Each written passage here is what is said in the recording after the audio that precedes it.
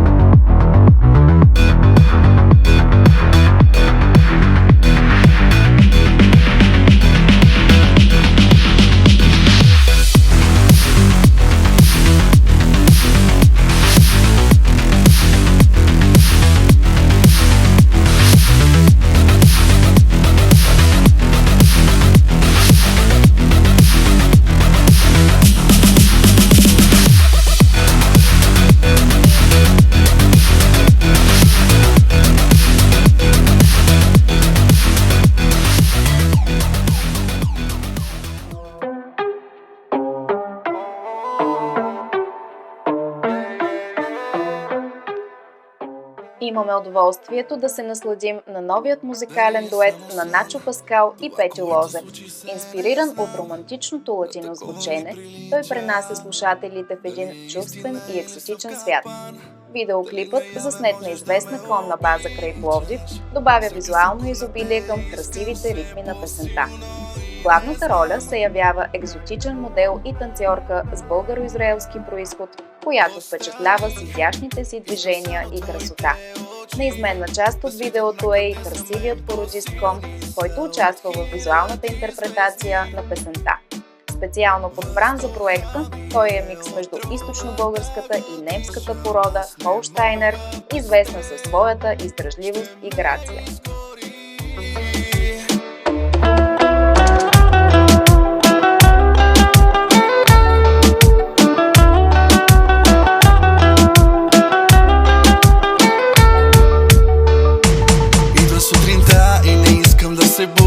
Всичко преди те беше истинска заблуда. Помня твоя поглед и как света ми преобърна. Помня тази прегръдка, baby. Dime que yo soy el último que te puso en fuego. Знам за добро, готов съм да изчакам колкото е нужно. Само да знам, че ще си моя и всеки ден на Бог се моля само ти да си до мен. Сега с времето се гоня, само да знам, че ще си моя и всеки ден на Бог се моля за те. Остани, искам само твоите очи да светят мрака, те за мен по-силни са от хиляди звезди. Въздуха ми е отрова да го дишам, аз не мога без те, ще ме изгори.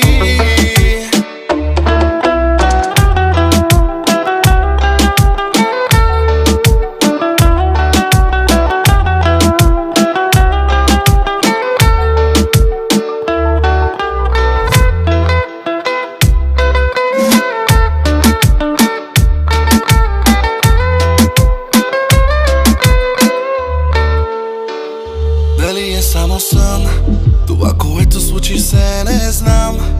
На такова ми прилича. Дали е истина или съм в капан, дали наяве можеш да ме обичаш. Всяка секунда те искам все по-силно и не знам как да остана там. Остани, искам само твоите очи да светят мрака, те за мен по-силни са от хиляди звезди.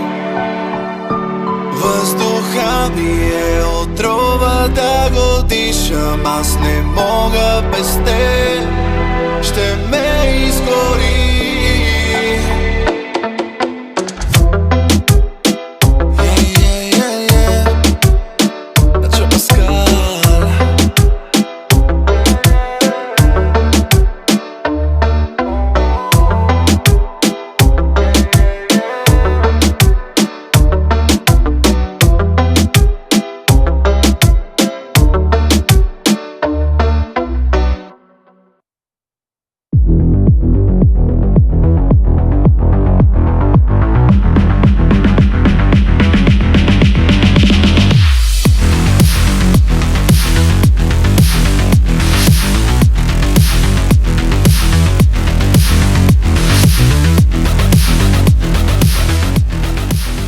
Десислава Димитрова стана мисис Бургас, показвайки смелост и красота като военнослужещ и майка.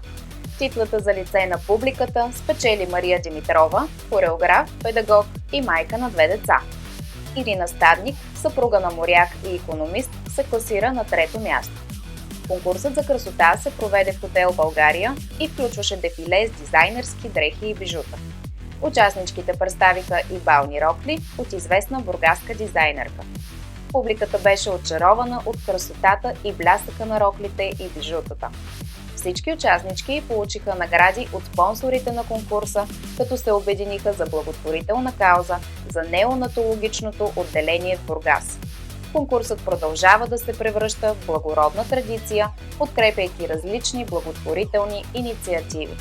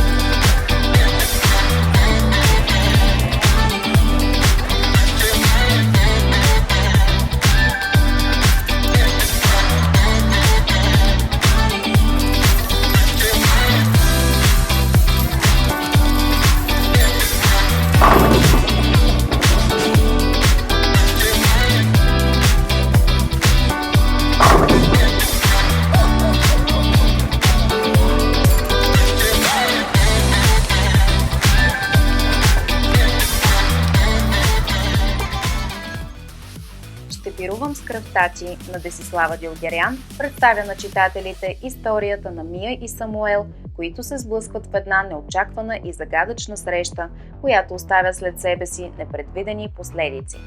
Книгата е отличен пример за нестандартен трилър, пренасящ читателите в свят на страст и напрежение извън обичайните клишета и граници. Със своя антиутопичен подход, авторката предизвиква обичащите мрачни истории да се откъснат от скуката и да се потопят в неочакваната интрига на романа. В този свят на безумие и съблазън, двама герои с силни характери се изправят пред трудни решения и непростими грешки, борейки се за оцеляване и същевременно срещу забранената страст, която ги обсебва. Ще пируваш ли с нечия кръв по Коледа? Този провокативен въпрос, вмъкнат в заглавието на книгата, подсказва за наличието на загадъчни и тъмни елементи, които представят да разкрият тайните на главните герои и да разтълкуват техните действия и мотиви.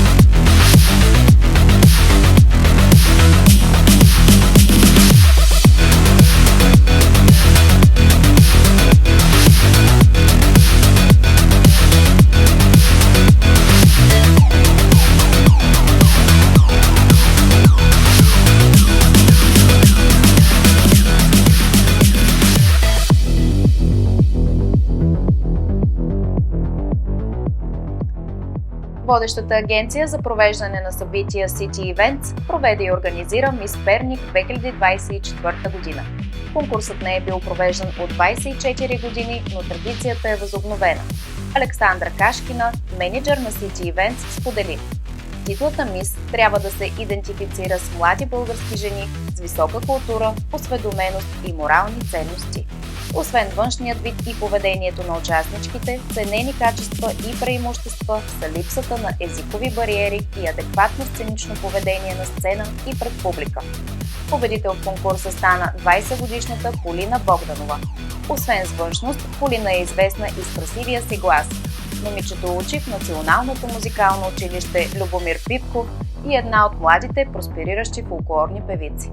Вечерта премина в изискана атмосфера и с музикални изпълнения.